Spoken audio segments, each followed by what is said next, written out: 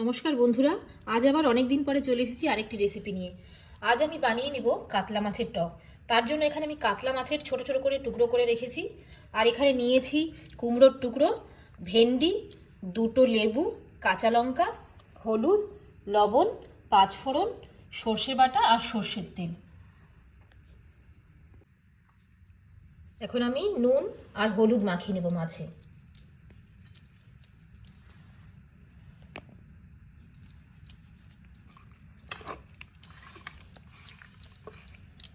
মাখিয়ে আমি 10 মিনিটের জন্য রেখে দেবো মাছটা।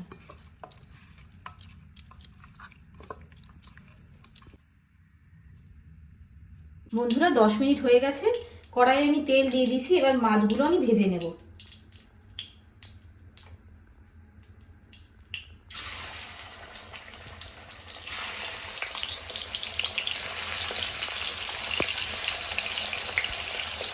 এরকম ছোট ছোট করে মাছ টুকরো করে নিলে টকের মাছ আরো টেস্ট হয়ে যায়।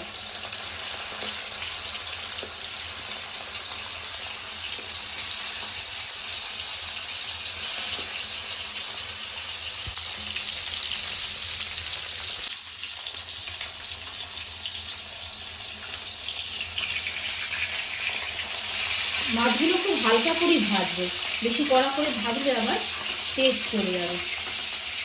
দেখুন মাছগুলো আমি হালকা করে ভেজে নিয়েছি, এবার তুলে রাখবো।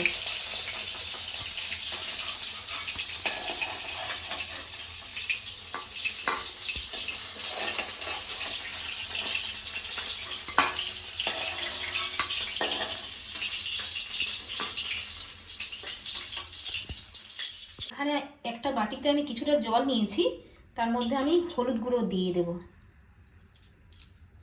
এবার এটা মিশিয়ে নেব। এখানে সর্ষে বাটাতে আমি সামান্য পরিমাণে হলুদ দিয়েছিলাম। এবার দিয়ে দেবো তেলের উপর দুটো শুকনো লঙ্কা আর 5 ফোড়ন।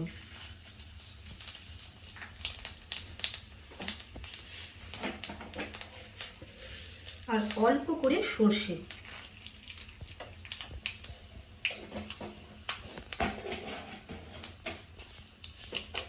এবার এই তেলের মধ্যেই দিয়ে দেবো হলুদ গোলা জল।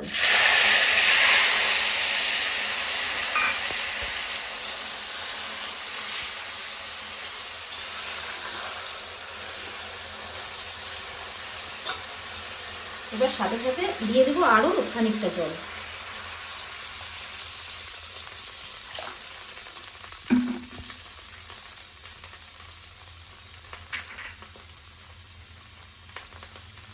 দেখুন বন্ধুরা, এখানে জলটা ফুটে উঠেছে। এবার গ্যাসটা মিডিয়াম করে দিয়ে দিব কুমড়োর টুকরোগুলো, আর সাথে সাথে ভেন্ডির টুকরোগুলো দিয়ে দেবো।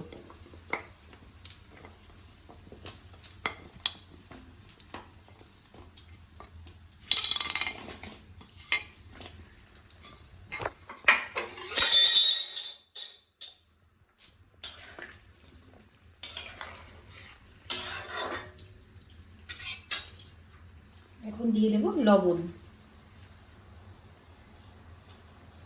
ভেন্ডি আর কুমড়োর আন্দাজে লবণ দিয়ে দিলাম।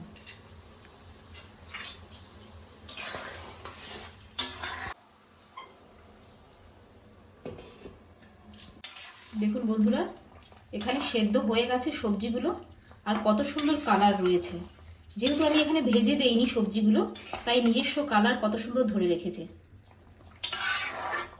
এবার এর মধ্যে ভাজা মাছগুলো দিয়ে দেব।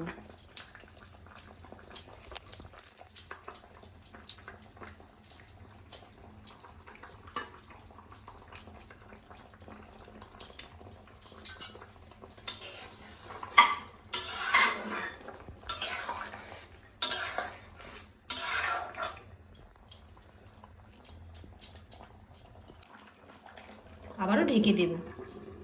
লেবুটা কেটে রাখবো।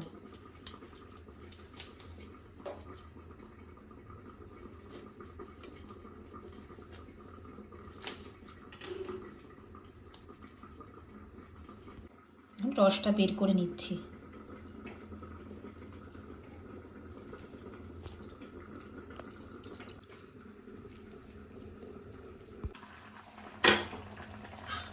এখন মাছটাও সেদ্ধ হয়ে গেছে। এখন সর্ষে বাটা দিয়ে দেবো।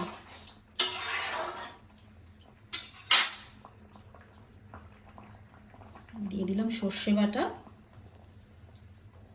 আর এখানে আমি 4টে কাঁচা লঙ্কা রেখেছি, দিয়ে দেব। আরও একটু লবণ দিয়ে দেব।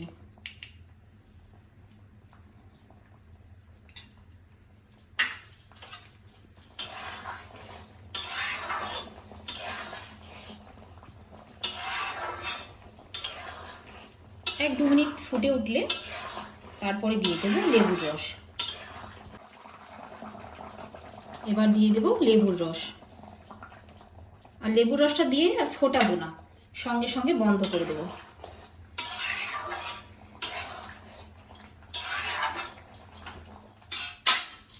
ঢাকা দিয়ে খানিকক্ষণের জন্য রেখে দেব। তৈরি হয়ে গেছে আমাদের মাছের টক। এবার ওপর থেকে একটু সর্ষের তেল ছড়িয়ে দেব। বন্ধুরা, আপনাদের যদি ভালো লাগে আমাকে একটু কমেন্ট করে জানাবেন।